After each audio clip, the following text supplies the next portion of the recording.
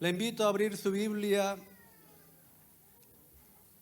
en el Antiguo Testamento, en el libro Génesis,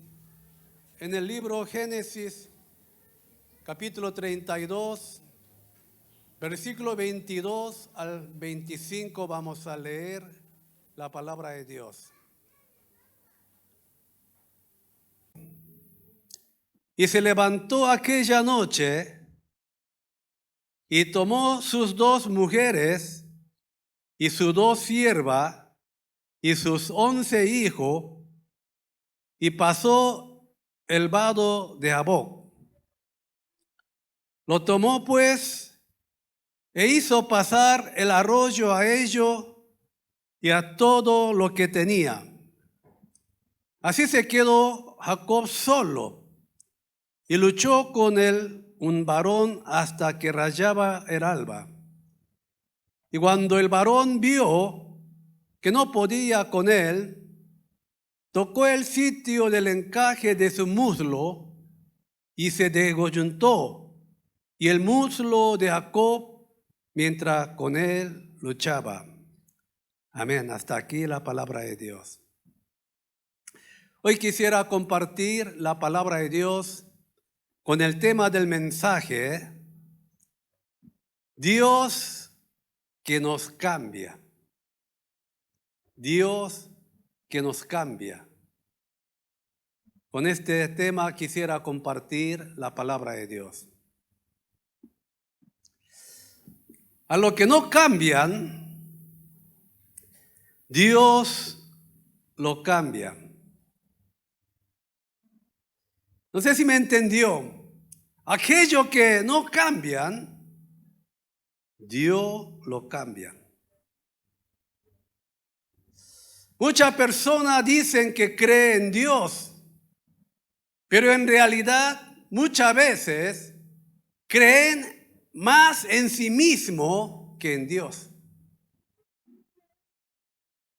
Dicen que creen, pero en realidad no creen.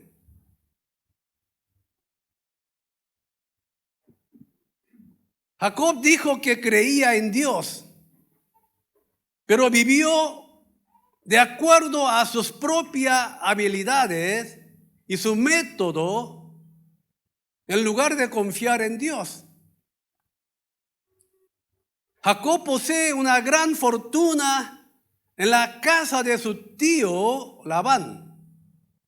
Tenía muchos esclavos, mucha riqueza, muchos animales y muchos hijos.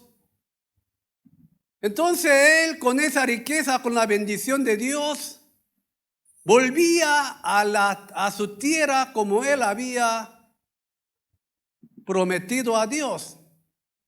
Pero en el camino a su tierra, a su casa, no quiere llegar a su casa, sino quiere quedarse en Canaán, en la ciudad de Siquem. Él pensó que era mejor que su tierra, no quiso ir a su tierra porque tenía miedo a su hermano Esaú. Entonces él se queda en Siquem y no cumple la promesa con Dios.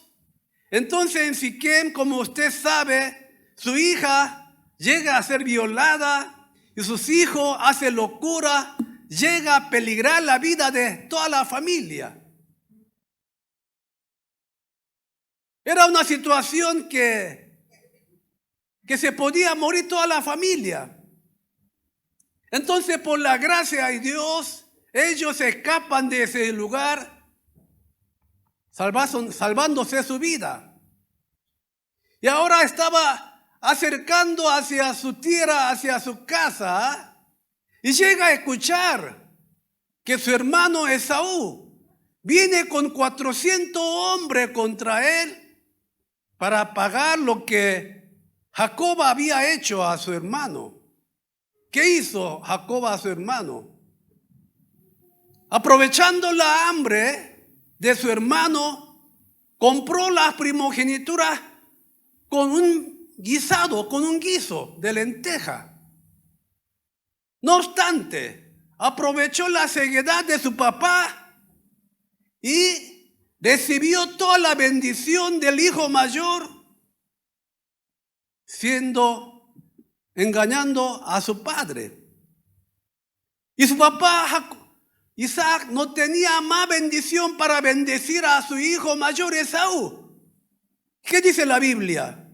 Esaú lloró, dice. Y ahora este malvado dice que está volviendo a su casa. Entonces Esaú, ¿qué hace? Con 400 hombres va a encuentro de su hermano. En esta situación, ¿qué hace Jacob? ¿Qué hizo? Envía primero a sus esposas, a sus hijos, todos sus bienes, y se queda solo al otro lado del río Jaboc. ¿Cómo podemos entender de esta situación? Porque Jacob mandó todos sus hijos, su esposa, sus bienes, y se queda solo atrás, este lado del río. Aunque se pierda todo, pierda sus bienes y que mueran su mujer y sus hijos, quería huir para vivir, aunque sea solo. Mire, hermano, esta actitud de Jacob. Entonces, el texto de hoy está hablando de esto. Veamos versículos 22 y 23. Y se levantó aquella noche, ¿quién? Jacob. Y tomó sus 2 mujeres y sus 2 siervas, y sus 11 hijos, y pasó el vado de Jaboc. Lo tomó pues e hizo pasar el arroyo a ellos y a todo lo que tenía. Hizo pasar a todo. Entonces, Dios ve esta maniobra de Jacob, y en esta situación Dios cambia por completo a Jacob, que no confiaba en Dios y que hacía sus cosas personales. Entonces Jacob se queda solo este lado del río Jaboc. Cuando Jacob estaba solo, viene un varón a luchar con Jacob. Eso es lo que dice en el texto de hoy. Veamos versículos 24 y 25 del texto de hoy. Así se quedó Jacob solo. ¿Ve? Solo se quedó. Si muere, yo me escapo. Mire este Jacob. Jacob se quedó solo ahí. Y luchó con él un varón hasta que rayaba el alba.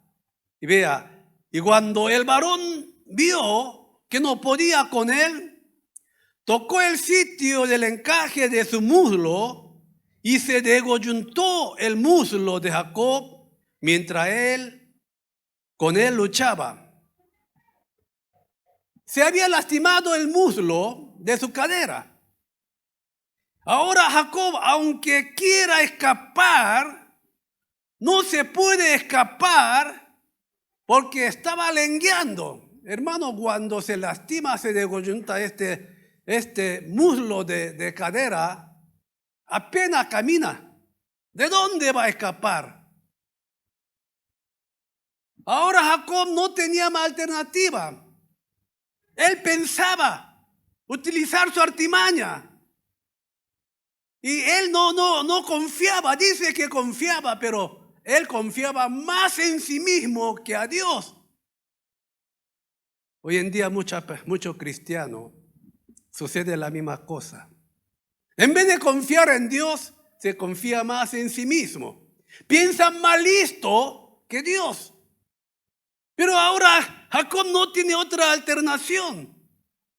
No se puede escapar. Ni puede caminar, ¿de dónde va a correr? Entonces Jacob se quebranta totalmente ahí.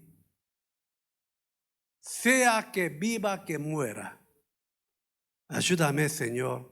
Solo confío en ti. No tengo otra alternativa. Vea un versículo más ahí. Versículo 31 del mismo capítulo. Y cuando había pasado Peniel, le salió el sol y cojeaba de su cadera. ¿Quién? Jacob. Cojeaba, lengueaba. Ya no podía hacer más nada, solo confiar en Dios. Solo tú, Señor, eres mi salvación. Solo tú eres mi refugio. En ti confío. A este Jacob, que no cambiaba por nada, Dios lo cambia completamente acá. Que Dios ya tenía todo preparado. Cuando su hermano Esaú ve a su hermano lengueando, cogiendo, tuvo misericordia. En vez de venganza, yo voy a ser tu guardaespaldas. Te voy a cuidar. Mira cómo cambia la situación. Si no cambiamos, hay veces que Dios golpea nuestro muslo de cadera para cambiarnos. Si nosotros no cambiamos, Dios golpea a esa cosa que nosotros confiamos. A veces, cadera de negocio. A veces, cadera de salud. A veces, cadera de los hijos. Hermanos, Rockefeller, el gran millonario que fue, no era tan buena persona originalmente. Era un hombre de negocio, pero malo. Rockefeller conoce en su biografía, lo dicen que es bueno, pero era una persona arrogante, una persona soberbia, una persona que no tenía misericordia con la gente necesitada. Así ganó mucha plata este Rockefeller. Tenía demasiada plata. Pero ¿qué sucedió? Se enfermó de una enfermedad incurable. En ese tiempo no se podía curar. Y los médicos dijeron, no podemos hacer nada, le queda 6 meses de vida. Rockefeller, con toda su plata que tenía, muriéndose en hospital, Dios lo cambia. ¿Te acordás de tu madre? ¿Te acordás cómo te enseñó tu madre? Rockefeller comienza a cambiar. Dios comienza a corregir y moldear. Y Rockefeller llega a decir, ¿qué voy a hacer con tanta plata que tengo? Si yo muero, ¿a dónde irá? ¿De quién será esta plata? Y comienza con esa plata que tiene a ayudar a mucha gente necesitada. Levanta mucha iglesia. Hace mucha obra buena. Y a este Rockefeller, Dios lo cambió. Cuando Dios lo cambió, que no podía vivir más, solo 6 meses más, llega a vivir más de 90 años. Y Dios lo utiliza tremendamente. Hermanos, ¿sabe una cosa? Hay que saber que Dios nos cambia a través de nuestro ambiente, nuestras situaciones. Aquello que no se cambia, no cambia. Seguirá pataleando, pero no va a ser bendecido, no va a ser usado por Dios. Yo conozco uno de nuestra iglesia. Dios, no sé qué plan tendrá, pero Dios le da con todo. Mucho problema. Jugando fútbol. ¿Sigo? Se le corta músculo de Aquiles, eso. Después queda 6 meses ahí, así, nadie le atendía. Ahí tuvo un encuentro con el Señor lo moldeaba, el Señor lo cambiaba. Después, más o menos, comienza a caminar, le agarra COVID y lo tumba. Nos cambiate. Yo sé que, entonces yo le dije, Dios tiene propósito. Y lo cambió. Usted sabe. Y Dios lo va a seguir cambiando para utilizar. Hermanos, debemos cambiarnos para experimentar la verdadera bendición de Dios. La mayor bendición entre las bendiciones, la mayor bendición es la bendición del cambio. Si somos cambiados, llegaremos a disfrutar la bendición de Dios. Pero si no nos cambiamos, no disfrutaremos de la bendición. La condición para ser usado por Dios es el cambio. Pero hoy en día la gente no quiere cambiar. No llega a gozar de la bendición de Dios porque no cambia. Hermanos, los creyentes deben buscar la fe del cambio, no fe de la bendición. El propósito de la fe no es que seamos bendecidos, sino que seamos transformados. Porque cuando nos transformamos, cuando nos cambiamos, la bendición de Dios viene como añadidura. Ojalá que llegue a experimentar esta bendición de Dios. La verdadera bendición es la bendición del cambio. Si uno cambiaría de verdad, la bendición viene como añadidura. En otras palabras, viene como automático. No va a ser bendecido porque hizo tal cosa, sino haga lo que haga, va a ser bendecido. No fue bendecido porque fue a tal parte, y no vaya donde vaya, va a ser bendecido como fue bendecido Abraham. Haga lo que haga, vaya lo que vaya. Hermanos, Dios a veces nos quebranta para cambiarnos y para usar a nosotros. Sin el cambio, no puede ser usado por Dios. Moisés, el gran líder de Israel, también pudo ser usado por Dios porque hubo un cambio en su vida. Le cuento la historia de Moisés. Moisés era hijo de los hebreos, israelita, pero fue echado al agua y la hija del rey Faraón lo salvó y lo adoptó como su hijo. Entonces Moisés llega a crecer con toda la enseñanza de un rey, de un príncipe, y llega a crecer como príncipe de Faraón. Ahora, Moisés tenía mucha preparación porque había aprendido todo lo que tenía que aprender en ese tiempo. Pero él sabía que él era hebreo y quería ayudar a su pueblo, a su patria. Pero llega a ver un día que un soldado egipcio estaba golpeando, maltratando a un hebreo. Entonces Moisés va y agarra y mata a ese soldado egipcio y lo sepulta en la tierra. Hermanos, cuando Moisés llega a ser descubierto lo que hizo él y tuvo que huirse del palacio hacia el desierto de Madián. 40 años tuvo que estar en ese desierto. Casi perdió el hablar porque solo paraba con los animales, como pastor de ovejas. ¿Sabe una cosa, hermanos?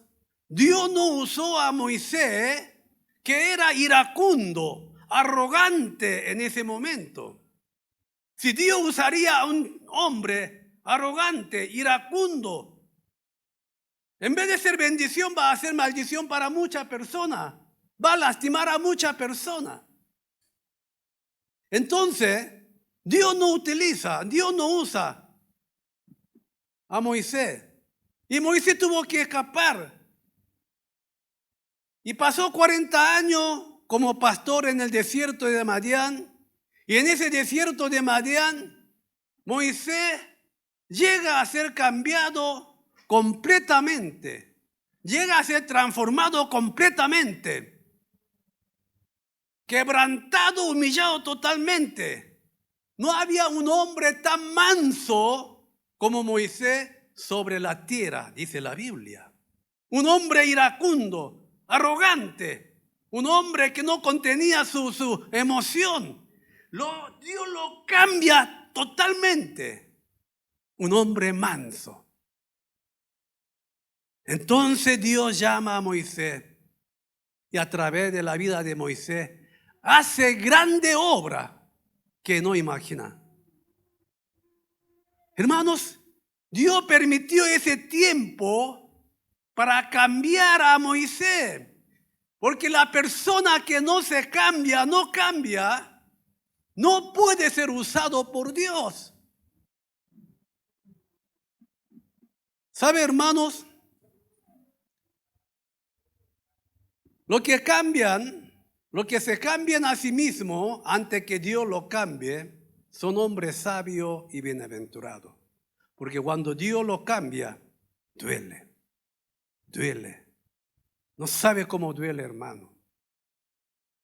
Jacob, Moisés, pagó un precio caro por su cambio.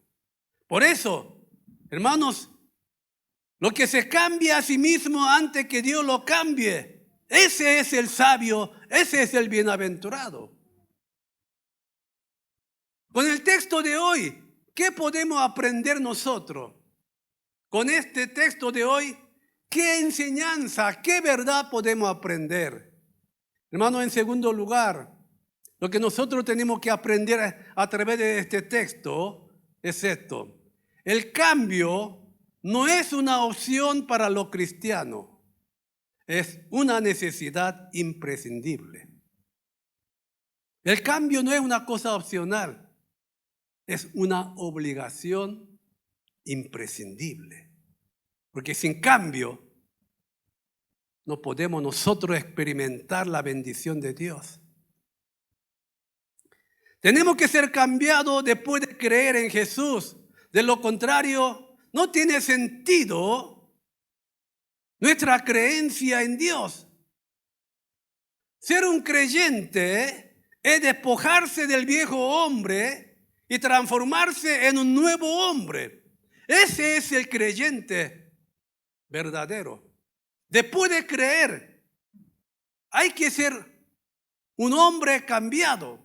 Por eso Efesios capítulo 4, versículo 22 dice así: en cuanto a la pasada manera de vivir, vea, despojaos del viejo hombre que está viciado conforme a los deseos engañosos y renovaos en el espíritu de vuestra mente. Y véalo.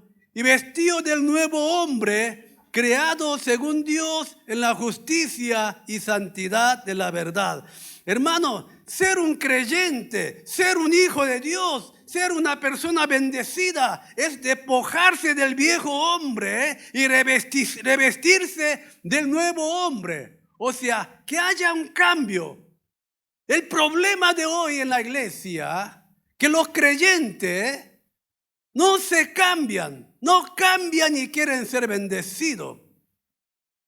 Por eso el apóstol Pablo dijo en 2 Corintios 5:17, de modo que si alguno está en Cristo, nueva criatura es. Ve aquí, nueva criatura tiene que ser en Cristo Jesús. No es una cosa opcional, es una cosa de obligación, es una cosa imprescindible. Nueva criatura es, las cosas viejas pasaron, vea, he aquí, todas son hechas nuevas. Nueva persona cambiada.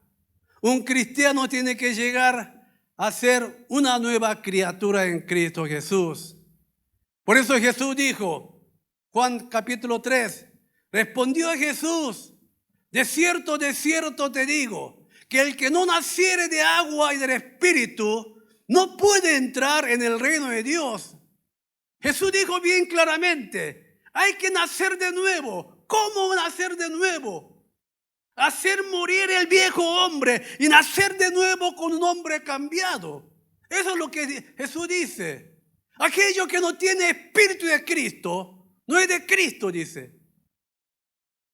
Entonces, hermanos, lo que quiero decir, nacer de agua y del Espíritu significa convertirse en hijo de Dios a través de la palabra de Dios y llegar a ser cambiado por la obra del Espíritu Santo. El Espíritu Santo nos cambia, nos transforma. Creo que una vez le dije, un misionero estadounidense fue a África para evangelizar, para hacer la obra misionera. Y un creyente que asistía, un nativo que asistía a la iglesia, quería bautizarse. Entonces el misionero le preguntó si podía mostrar prueba de su fe en Jesús. Para bautizarte necesito que me muestre la prueba de su fe, la prueba como creyente, como hijo de Dios. O si no, yo no te puedo bautizar. Antes era así. Ahora hay que rogar para que se bautice. Pero antes, si no había prueba, era así antes. Y este nativo dijo, misionero, no tengo nada especial que mostrarle, pero ya no me gusta lo que me gustaba antes. Y la gente de mi alrededor dice que estoy cambiado. Entonces el misionero le dijo, con esa prueba es suficiente. Yo le voy a bautizar en el nombre del Padre, del Hijo y del Espíritu Santo. Con esa prueba es suficiente. Hermanos, el cambio es una cosa esencial, no es opcional. Es una obligación, es una cosa imprescindible. El problema de la iglesia hoy en día es que solo buscan bendiciones materiales sin el cambio.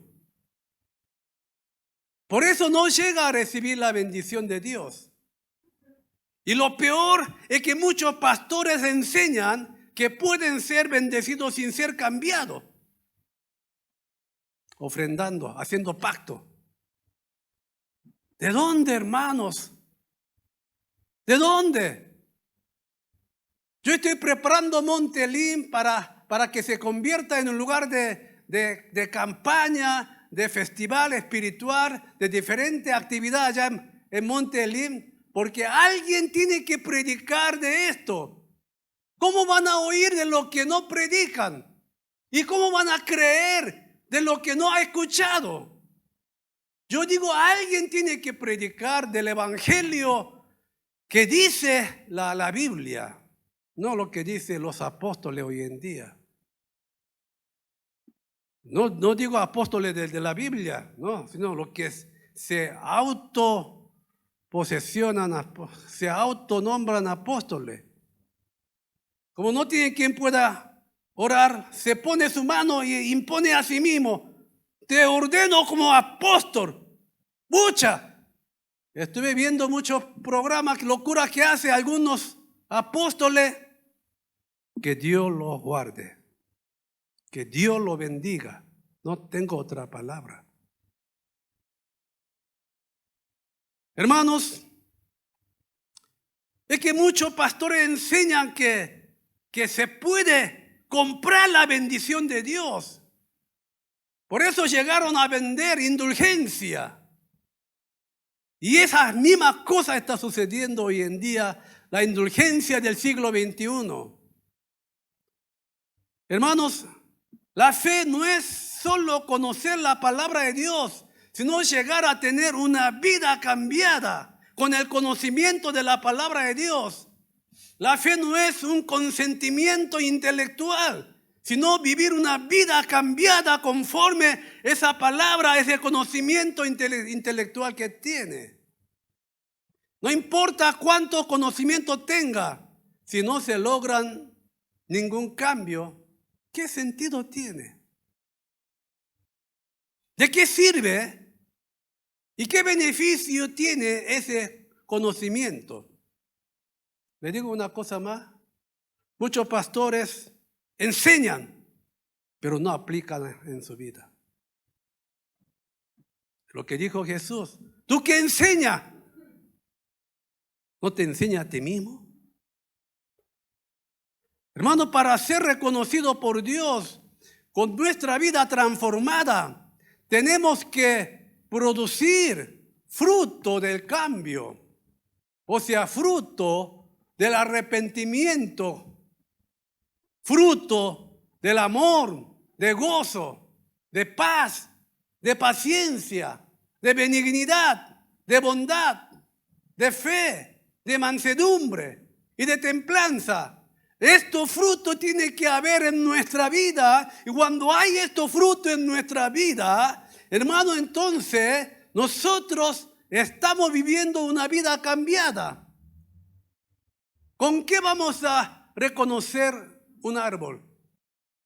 Lo reconoceremos por los frutos que lleva. El árbol malo no puede llevar fruto bueno. Por eso, hermanos, la verdadera fe no se muestra con palabras, sino con las obras. Esta es la vida de verdadero de los creyentes. Pero los creyentes de hoy están ignorando esta vida de los creyentes. Hermanos, muchos asisten a la iglesia, muchos años, pero no se ha cambiado ni un dedo, ni una uña, ni una jota. Hermanos, si no hay cambio, no hay esperanza. Esta palabra he dicho más de 1000 veces aquí. Si no hay cambio, no hay esperanza. Alguno conoce de memoria. ¿Para qué? ¿Para qué, pues? Para criticar a otro. Para eso son buenos. Hermanos, si es que queremos ser bendecidos, si es que queremos gozar bendición de Dios, si es que queremos ser usados por Dios, tiene que haber cambio en nosotros. Entonces, por tercero, por último, ¿cómo podremos ser cambiados nosotros? ¿Cómo, hermanos? ¿Cómo llegaremos a un cambio y gozaremos de la verdadera bendición de Dios? Tercero y último, para ser cambiado debemos tener a Jesús en nosotros. Esto tiene que comprender de esta palabra. Para ser cambiado debemos tener a Jesús en nosotros. Hermanos, la gente realmente no se cambia. La verdad, ¿cómo cuesta cambiar a nosotros? Aunque uno intenta cambiarse por su esfuerzo humano, pero no llega, no logra, no se puede, no es fácil cambiarse. Por eso Jesús debe estar en nosotros para que seamos cambiados. Si Jesús no está en nosotros, nosotros no llegamos a ser cambiados. Aunque queramos, aunque nosotros esforzamos, este hombre no se cambia así nomás. No es así nomás, hermanos. El cambio es llenar de Jesús en nosotros. Es la única forma. Jesús debe estar en nosotros para que nos cambiemos. De lo contrario, no se cambia. Cuando Jesús está en nosotros, habla a nuestra conciencia, habla a nuestras almas. Nos hace entender, nos hace dar cuenta, y nos ilumina y nos moldea para que lleguemos a un cambio. Le digo, hermanos, yo vivía una vida que decía que creía en Dios, pero en sí creía más en mí. No cambiaba. Y Dios me moldeó, me cambió. Hasta eso, hermanos, no logré entender de este secreto, esta verdad. Hermanos, tenemos que entender qué significa tener a Jesús en nosotros. Si vemos en la Biblia, dice que Jesús llama a la puerta de nuestro corazón para entrar a nosotros, en nosotros. Por eso Apocalipsis 3:20 dice así: he aquí yo estoy a la puerta y llamo. Si alguno oye mi voz y abre la puerta, entraré a él y cenaré con él y él conmigo. Jesús está queriendo entrar a nosotros. Y nosotros tenemos que abrirle la puerta, invitarle y reconocerle para que habite en nosotros. Y esto es lo que mucha gente no entiende. Le digo una cosa, hermanos. Aquella persona que no cambia, ¿sabe por qué no cambia? Porque no tiene a Jesús. No tiene a Jesús en su corazón. Jesús quiere entrar en nosotros, nosotros no le damos lugar. Si Jesús estaría en el corazón, esa persona cambiaría. Yo no me cambiaba. Pero cuando reconocí a Jesús en mi corazón y cuando le di lugar, hermano, Jesús me comenzó a cambiarme poco a poco. ¿Sabe lo que hago yo ahora cada vez que me levanto? Esta mañana, cuando me levanté en la cama, ¿sabe la primera cosa que hice? Buen día, Señor, ¿cómo está? Ayúdame hoy también para que yo pueda tener un día victorioso. Acompáñame, Señor. Le dije eso. Después de eso, agarré el mensaje de hoy, comencé a memorizar los puntos principales, haciendo aseo. Cuando llegué a la iglesia, me senté en la oficina, la primera cosa que hice: Señor, estoy en la oficina. Ayúdame, Señor, este día del Señor. Y a las 8 en punto subí aquí a la iglesia. El culto comienza a las 8:30 de los coreanos.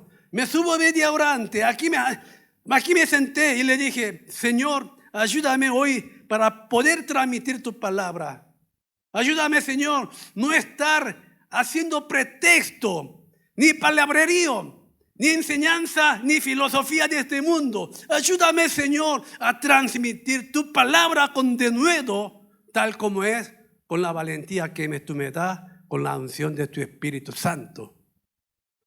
Hermanos, tener a Jesús en corazón, reconocerlo, significa conversar continuamente con Él. Entonces Jesús, cuando yo hago alguna cosa mala, me reprende. ¿Qué ha hecho? Cuando yo estoy pensando en cosas raras, Jesús me dice: ¿qué está pensando vos? ¿Qué locura? Ese es, hermano, tener en Jesús a nuestro corazón. Cuando Jesús está en nosotros, Jesús nos transforma. Le digo una vez más, mucha gente no se cambia. ¿Por qué? Porque no tiene a Jesús. La Biblia dice: si no tiene espíritu de Cristo, no es de Cristo. No puede ser Cristo. Es la Biblia lo que nos enseña. Por eso tenemos que entender de esta verdad. Para que nosotros podamos cambiar, tenemos que invitar a Jesús. Mucha gente hace esta oración de decisión, ¿verdad? Acepto a Cristo como mi Señor Salvador, lo invito a mi corazón. Lo ha invitado, pero nunca lo reconoce. Nunca lo reconoce, nunca le da lugar. Por eso nos llega un cambio. Hermanos, la gente, el hombre, el ser humano, no se cambia fácilmente. No se cambia por esfuerzo humano. Mucha gente desea cambiar, pero no logra. ¿Por qué? No es con mi esfuerzo, no es con mi fuerza, no es con mi voluntad, sino Jesús tiene que estar en nosotros. Cuando Jesús está en nosotros, Él nos redarguye, nos reprende, nos moldea, nos guía. Llega a tener una vida diferente, cambiada. No hay otra opción. Por eso, hermano, el cambio no es una cosa opcional. Es una obligación imprescindible. Hermanos,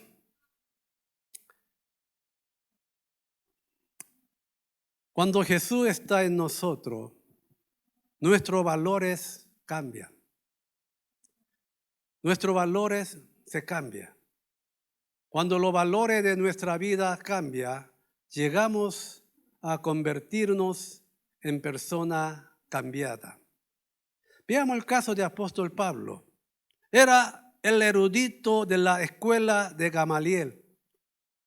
La escuela de Gamaliel en ese tiempo era como Harvard hoy en día, el estudio más reconocido en ese tiempo. Y apóstol Pablo era fariseo entre los fariseos, fariseo de los fariseos. Tenía ciudadanía romana desde su nacimiento. Era hebreo de los hebreos. Apóstol Pablo tenía muchas cosas para estar orgulloso, para estar arrogante. Pero apóstol Pablo dice, toda esta cosa la tiro como basura. Con esta expresión voy a reemplazar. La tiro como basura. Porque en Jesús, Pablo llega a tener un nuevo valor de su vida. Ya no le importaba el honor, fama, no le importaba el dinero. Tenía otro valor de vida. Por eso vea lo que dice Filipenses capítulo 3, versículos 7 y 8. Vea lo que dice apóstol Pablo. Pero cuántas cosas eran para mí ganancia, orgullo. Las he estimado como pérdida por amor de Cristo, y ciertamente aún estimo todas las cosas como pérdida por la excelencia del conocimiento de Cristo Jesús, mi Señor, por amor del cual lo he perdido todo, y vea, y lo tengo por basura para ganar a Cristo. Todas las cosas que él daba importancia, que daba valor, lo trata como pérdida y como la basura. Cuando Jesús está en nosotros, llegamos a tener un nuevo valor de vida. Hermanos, la verdad, me va a disculpar que hable de mí. A mí no me importa más fama de este mundo, el dinero, porque Dios, con lo que da Dios es suficiente. A mí no me importa. Lo que yo quiero hacer la voluntad de Dios aquí y retirarme como un siervo inútil. En este mayo me invitó a la iglesia de Hong Kong para que predique 3 noches. Le dije que no voy a ir. No soy evangelista. Yo tengo muchas cosas que hay que hacer acá en Bolivia y no lo puedo hacer. ¿Acaso yo voy a estar yendo a Hong Kong para perder tiempo? No, te paga todo esto, aquella. No importa, no voy. Lo rechacé. De Paraguay tuve que aceptar, o sea, no estaba aceptando las invitaciones. No estoy buscando fama ni dinero. De Paraguay lo acepté para el domingo de la resurrección porque va a ser un culto unido y me pidió cuando fui a Colombia, ahora la semana pasada. Entonces ahí sí voy a hablar en español y algo sirve. Pero ir a Hong Kong para predicar a un coreano, muchos coreanos predican mejor que yo. ¿Qué voy a ir allá para perder tiempo? Ah, sí conoce Hong Kong, ya conozco Hong Kong.